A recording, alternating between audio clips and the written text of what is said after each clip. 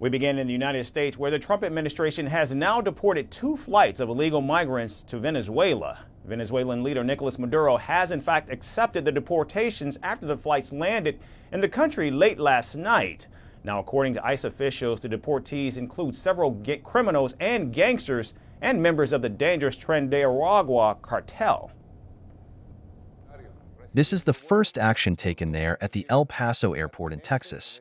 There, 2 planes from our flagship airline, powerful Conviasa airline, have landed at an airport in the United States of America, have picked up almost 190 compatriots, and they are flying at this hour. Meanwhile, Venezuela's interior minister confirmed that the deportation flights did in fact have some gang members on it. 95 migrants per flight. That story that all of them have criminal charges is a lie. Very few have them.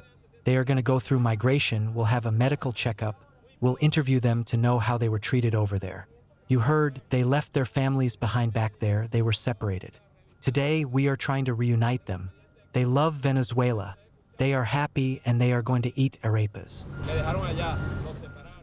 Now, the Trump administration said that it will prioritize deporting illegal migrants affiliated with violent criminal gangs like Mexico's Sinaloa cartel and Venezuela's Tren De Aragua. In fact, ICE and DEA officials arrested a gang leader from the Venezuelan cartel in New York City just yesterday. Meanwhile, the Maduro regime has agreed to cooperate with the United States to take back anyone who is affiliated with criminal gangs. Los aviones de Conviasa han llegado. Conviasa reached the United States, and we have taken a favorable, positive step. I repeat this, every step must help us take another step. This way, I tell our migrants over there, your homeland awaits you with love, so you can bring back the experiences and lessons you've learned out in the world. Los espera con amor. Now, there are more than 7 million Venezuelan migrants who left their country in recent years and are believed to be living in the United States. The Trump administration, however, says that more than half of those Venezuelans are living in the country illegally and plans to deport all of them this year. Meanwhile, Maduro is willing to work with the Trump administration to take back all the deportees in hopes of seeing reduced sanctions on his country and especially its oil exports. However, President Donald Trump refuses to recognize Maduro as the legitimate leader of Venezuela, and it remains to be seen whether Maduro's willingness to accept more deportees will change President Donald Trump's outlook. We're calling the show Vantage. We hope you like what we put together for you.